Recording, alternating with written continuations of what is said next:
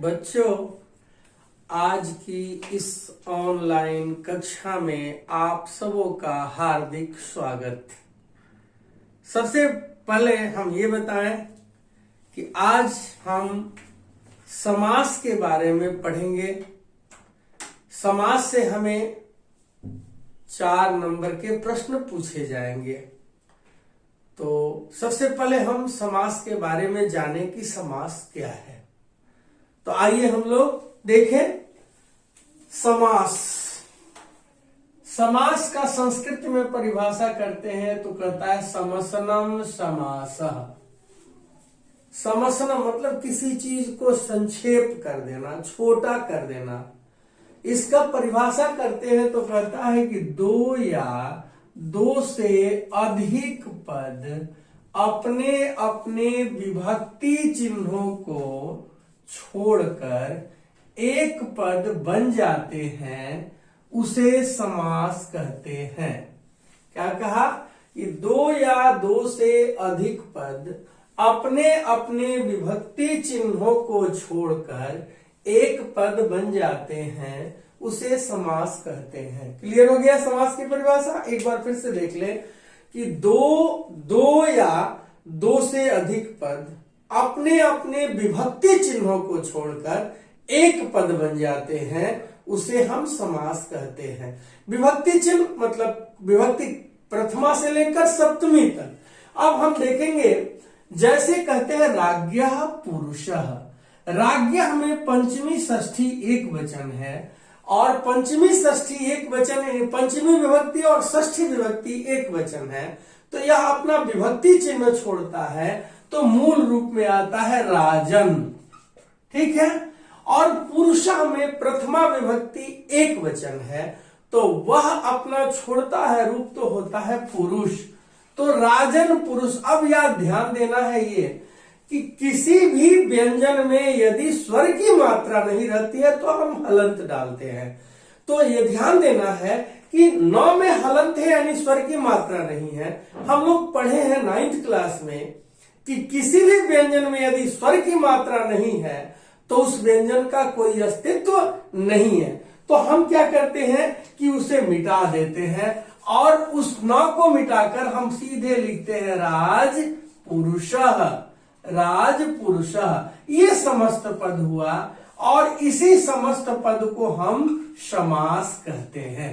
Clear हो गया समास की परिभाषा कि 2 या 2 से अधिक पद अपने अपने विभक्ति चिन्हों को छोड़कर एक पद बन जाते हैं, उसे समास कहते हैं। जैसे राज्ञः पुरुषः। राज्ञः में पंचमी विभक्ति षष्ठी विभक्ति एक वचन, तो ये छोड़ता है विभक्ति जब छोड़ता है तो रूप बनता है राजन। राजन का रूप याद करते हैं तो कहते हैं राजा राजानौ राजानः राजानम राजानौ राजानः राज्ञः राज्ञौ राज्ञः।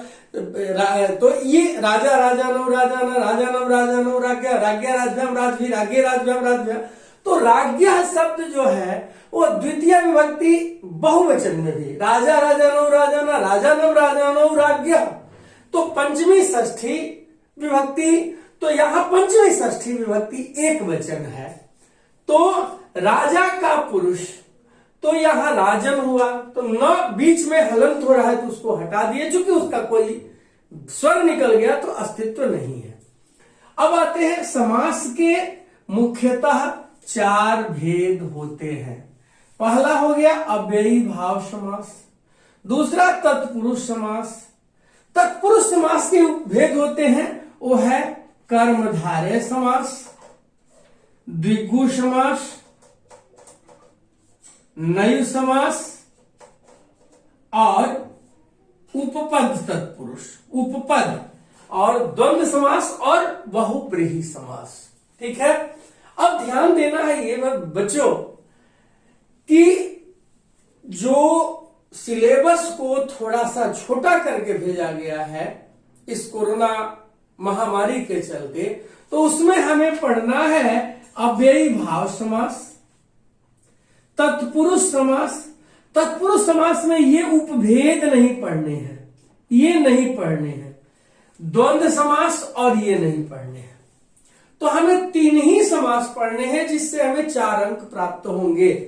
अव्ययी भाव समास, तत्पुरुष समास और द्वंद्व समास। अव्ययी भाव समास, तत्पुरुष समास और द्वंद्व समास। क्लियर? कौन कौन समास पढ़ने हैं? अव्ययी भाव समास, तत्पुरुष समास, द्वंद्व समास।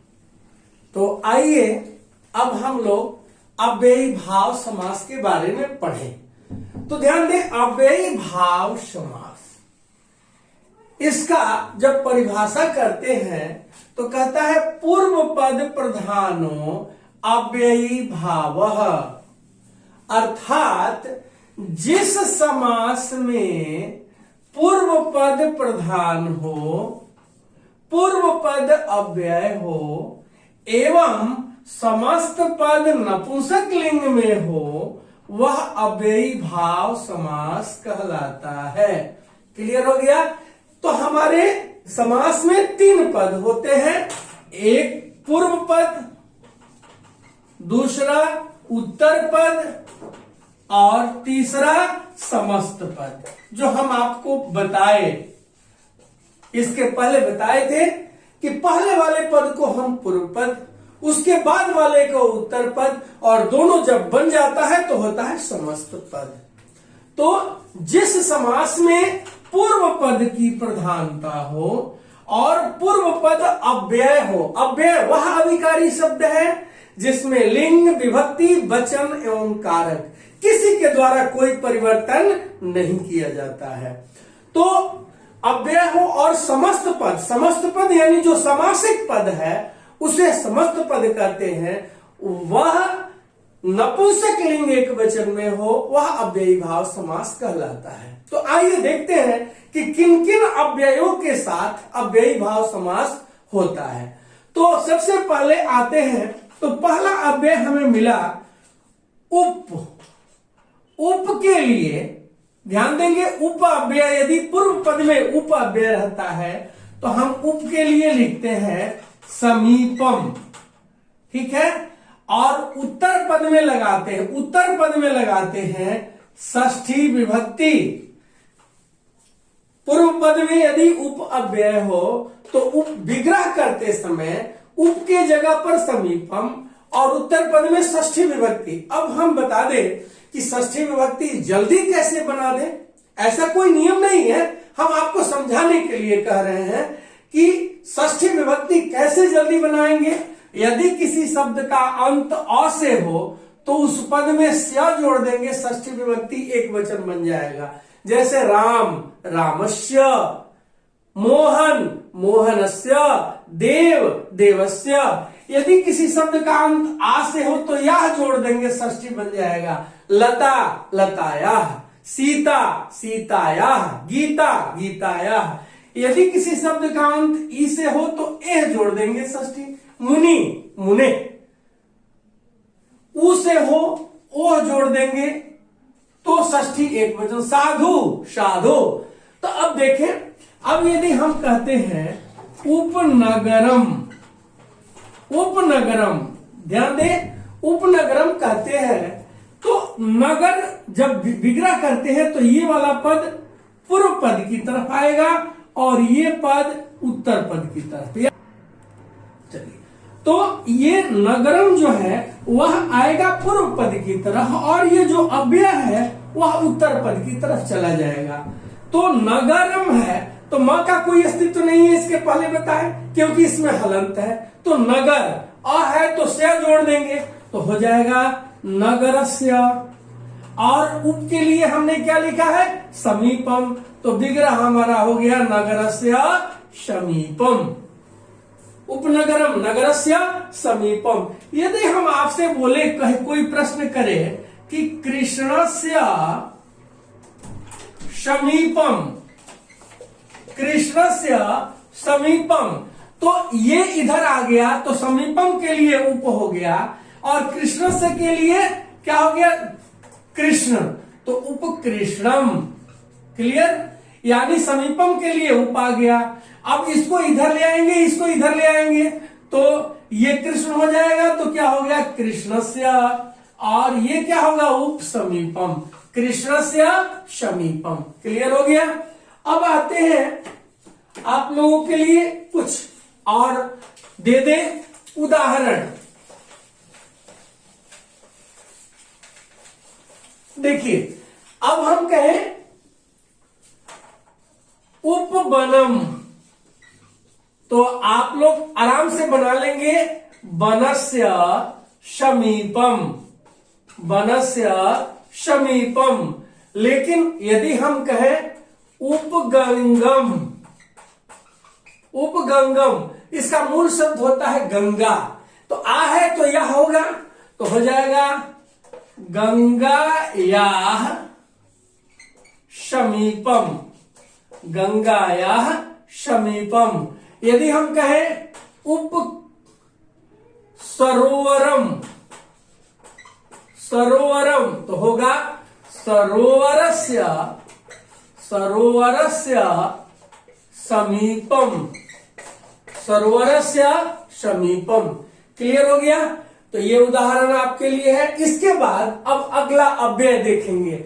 ये आप लोग लिख लेंगे, उपवनम वनस्य समीपम, उपगंगम गंगायाः समीपम, उपसरोवरम सरोवरस्य समीपम। क्लियर। अब आगे हम देखेंगे अगला अव्यय क्या है। लिख लिए होंगे आप लोग, उपवनम वनस्य समीपम, उपगंगम गंगायाः समीपम, उपसरोवरम सरोवरस्य समीपम। अब अगला अव्यय, अगला अव्यय है अनु। अनु, अनु के लिए हम लिखते हैं योग्यम या पश्चात, और इसमें भी हम लगाते हैं षष्ठी विभक्ति। इसमें भी कौन सी विभक्ति? षष्ठी विभक्ति। तो पश्चात का अर्थ होता है पीछे, और योग्य का अर्थ तो आप लोग जानते ही हैं। तो हम कहेंगे अनुरूपम, अनुरूपम, तो रूप इधर आएगा, अनु इधर आएगा, तो रूप में षष्ठी लगाएंगे तो होगा रूपस्य, और अनु के लिए योग्यम, रूपस्य योग्यम। अब आप प्रश्न करेंगे कि सर पश्चात क्यों नहीं लिखे?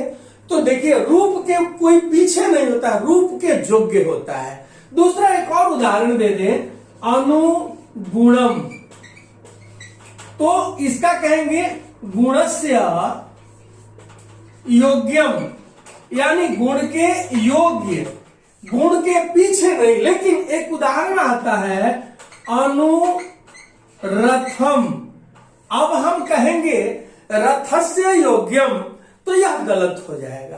कोई रथ के योग्य नहीं होता है, रथ के को लोग पीछे बैठते हैं, रथ के योग्य कोई नहीं होता है, तो यहां पश्चात होगा रथस्य पश्चात, रथस्य पश्चात। यदि पुनः आपसे कोई कहे अनु विष्णु, विष्णु, ध्यान देंगे अनु विष्णु, तो विष्णु ऊ है, तो आप लोग को लिखा है कि ऊ है तो ओ हो जाता है, षष्ठी विभक्ति एक वचन, तो बन जाता है विष्णु, विष्णु योग्यम या विष्णु पश्चात, दोनों हो जाएगा। विष्णु के योग्य या विष्णु भगवान के पीछे, कोई विष्णु भगवान के आगे आगे नहीं जाता है, कोई भगवान के पीछे, जो भगवान का अनुकरण करता है, जो अच्छे रास्ते का अनुकरण करता है। आगे अनुकूलम, तो क्या होगा? कुलस्य योग्यम, कुलस्य योग्यम। ध्यान देंगे, अनु के लिए योग्यम या पश्चात, षष्ठी विभक्ति, अनुरूपम रूपस्य योग्यम, अनुगुणम गुणस्य योग्यम, अनुरथम रथस्य पश्चात, अनुविष्णु विष्णु योग्यम या पश्चात, अनुकूलम कुलस्य योग्यम। क्लियर हो गया। अगला अव्यय अब देखेंगे। अगला अव्यय, अगला अव्यय है बेटा ध्यान देंगे स। स के लिए हम लिखते हैं सह और विभक्ति लगाते हैं तृतीया विभक्ति। ठीक है, स के लिए लिखते हैं सह और विभक्ति लगाते हैं तृतीया विभक्ति। जैसे हम कहते हैं सचक्रम, सचक्रम, तो चक्र में तृतीया लगाते हैं तो होता है चक्रेण सह, चक्रेण सह। यदि हम आपसे पूछे कि परिवारेण सह, हम यहां कर दिए परिवारेण सह, तो क्या होगा? तो सह के लिए पहले स लिख दीजिए और परिवारेण है तो परिवारम, सपरिवारम। क्लियर? अब यदि हम आपसे कहें हर्षेण, हर्षेण सह, तो सह के लिए पहले स लिख देंगे और हर्षेण की जगह पर सहर्षम। यदि कहते हैं आश्चर्येण सह, तो क्या होगा? सह के लिए स आश्चर्यम, स आश्चर्यम, तो इसका अ और इसका आ दोनों मिलकर के आ हो जाएगा, तो हम कहते हैं साश्चर्यम। क्लियर? अगला देखिए, एक और है, अब कहेंगे स गद गदम, स गद गदम, तो हो जाएगा गद गदेन सह, गद गदेन सह। अब पुनः आपसे एक और प्रश्न कर दे, सपुत्रः, सपुत्रः, तो हो जाएगा पुत्रेण सह, सपुत्रम पुत्रेण सह। क्लियर हो गया? अब देखिए स के लिए सह लिखेंगे, यानी स अव्यय रहेगा तो सह होगा, और तृतीया विभक्ति, उत्तर पद में कौन सी विभक्ति? तृतीया विभक्ति। और सचक्रम, चक्रेण सह, सपरिवारम, परिवारेण सह, सहर्षम, हर्षेण सह, साश्चर्यम, आश्चर्येण सह, सगदगदम, गदगदेन सह, सपुत्रः, पुत्रेण सह। ये हमारा ये अव्यय हुआ। अब अगला अव्यय जो हम लोग पढ़ेंगे वो अव्यय ध्यान देंगे, वो अगला अव्यय है, वो अव्यय है निर, वो अव्यय है निर। और निर के लिए हम लिखते हैं अभावः, और उत्तर पद में विभक्ति लगाते हैं षष्ठी विभक्ति। और ध्यान देंगे कि इसका रोचक तथ्य क्या है कि षष्ठी विभक्ति बना, ये निर अव्यय जहां आपको मिला, षष्ठी विभक्ति बहुवचन जोड़ दे। यानी षष्ठी विभक्ति बहुवचन बनाने का आसान तरीका है, किसी भी पद में नाम जोड़ दो, किसी भी पद में नाम जोड़ दो, षष्ठी विभक्ति बहुवचन। बालक, बालका नाम, लता, लता नाम, साधु, साधु नाम, मुनि, मुनि नाम, गीता, गीता नाम। क्लियर? अब आते हैं निर के लिए, कहते हैं निर्जनम, निर्जनम, तो जन में षष्ठी विभक्ति, तो जना नाम, क्या हो गया? जना नाम अभावः, जना नाम अभावः। हम कहेंगे निर्जलम, निर्जलम, तो हो जाएगा जला नाम अभावः, जला नाम अभावः। निर्धनम, निर्धनम, हो जाएगा धना नाम, धना नाम अभावः। ठीक है? अगला निर्विघ्नम, निर्विघ्नम, हो जाएगा विघ्ना नाम, विघ्ना नाम अभावः। निर्मक्षिकम, निर्मक्षिकम, तो होगा मक्षिका नाम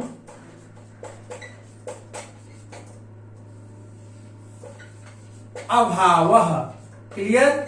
अब ध्यान देंगे, नीर के लिए लिखते हैं अभावः और उत्तर पद में षष्ठी विभक्ति। उदाहरण के तौर पर कहते हैं निर्जनम जनानाम अभावः, निर्जलम जलानाम अभावः, निर्धनम धनानाम अभावः, निर्विघ्नम विघ्नानाम अभावः, निर्मक्षिकम मक्षिकानाम अभावः। क्लियर हो गया? एक बार फिर से ध्यान से सुन लेंगे कि निर के लिए अभावः षष्ठी और उत्तर पद में षष्ठी विभक्ति एक वचन, षष्ठी विभक्ति बहुवचन। तो निर्जनम जनानाम अभावः, निर्जलम जलानाम अभावः, निर्धनम धनानाम अभावः, निर्विघ्नम विघ्नानाम अभावः, निर्मक्षिकम मक्षिकानाम अभावः। अब अगला अव्यय पुनः मिटाते हैं, आप लोग ध्यान से सुन लेंगे। अगला अव्यय जो है वह अव्यय है यथा। यथा, और यथा के लिए हम लिखते हैं अनति क्रम्य और उत्तर पद में लगाते हैं द्वितीया विभक्ति। ध्यान देंगे कि बहुत अच्छा कि जब भी प्रश्न आएगा तो यथा के साथ जब भी जो उत्तर पद रहेगा ऑलरेडी द्वितीया में रहेगा, ऑलरेडी द्वितीया में रहेगा। जैसे हम कहते हैं यथा बलम, यथा बलम, तो बलम ऑलरेडी द्वितीया में है तो हम लिख देंगे बलम। और यथा के लिए क्या लिखा है? अनतिक्रम्य, अनतिक्रम्य। ये भी ध्यान देंगे कि बहुत बच्चे अंतिक्रम में लिख देते हैं, वो आप भूल के भी गलत नहीं करिएगा, ये न पूरा उच्चारण लेता है, अनतिक्रम्य। हम यथा कहेंगे यथा कालम, तो होगा कालम अनतिक्रम्य, कालम अनतिक्रम्य। ठीक है? अब हम कहेंगे यथा स्थानम, यथा स्थानम, तो होगा स्थानम, स्थानम अनतिक्रम्य, स्थानम अनतिक्रम्य। अगला कहेंगे यथा शक्तिम, यथा शक्तिम, तो होगा शक्तिम, शक्तिम अनतिक्रम्य, शक्तिम अनतिक्रम्य। यदि अगला बोलेंगे यथेक्षम, यथेक्षम, तो इसका एक याद रखिएगा, इक्षम नहीं होकर के इसका होता है इक्षाम अनतिक्रम्य, इक्षाम अनतिक्रम्य।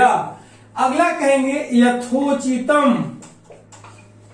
यथोचितम, तो होता है उचितम, उचितम अनतिक्रम्य, उचितम अनतिक्रम्य। क्लियर हो गया?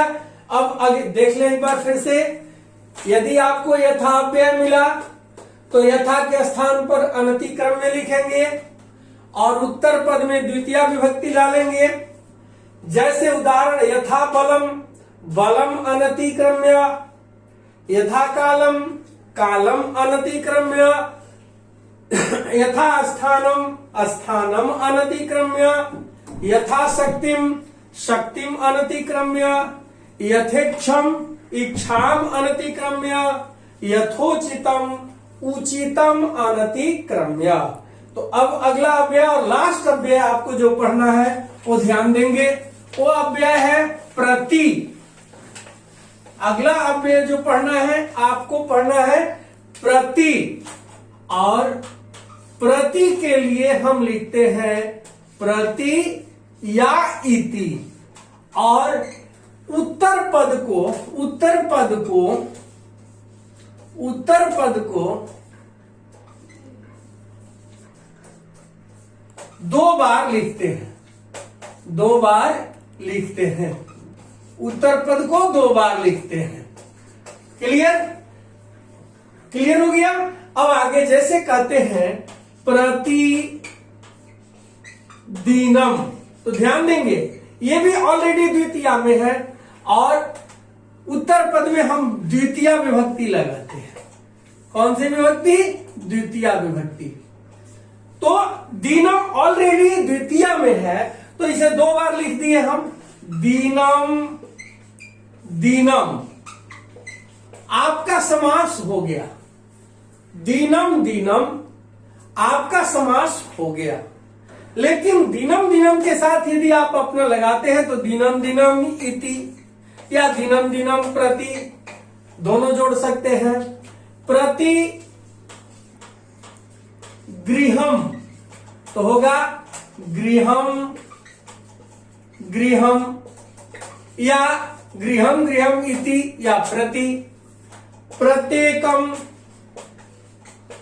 प्रत्येकम एकम एकम या एकम एकम इति या एकम एकम प्रति। प्रति नगरम प्रति नगरम तो नगरम नगरम नगरम प्रति या नगरम नगरम इति। प्रत्यहम प्रत्यहम तो इसका होगा अहनी अहनी अहनी अहनी इति या प्रति। तो आज हम लोग अव्ययी भाव समास के बारे में पढ़े और अव्ययी भाव समास का ये अंतिम अव्यय था। और ध्यान देंगे, आप अच्छी तरह पढ़ेंगे तो अव्यय समास में भी 4 अंक आपको अवश्य प्राप्त होंगे। ठीक है, अगली कक्षा में हम तत्पुरुष समास के बारे में पढ़ेंगे और आप लोगों को कोटिशः धन्यवाद।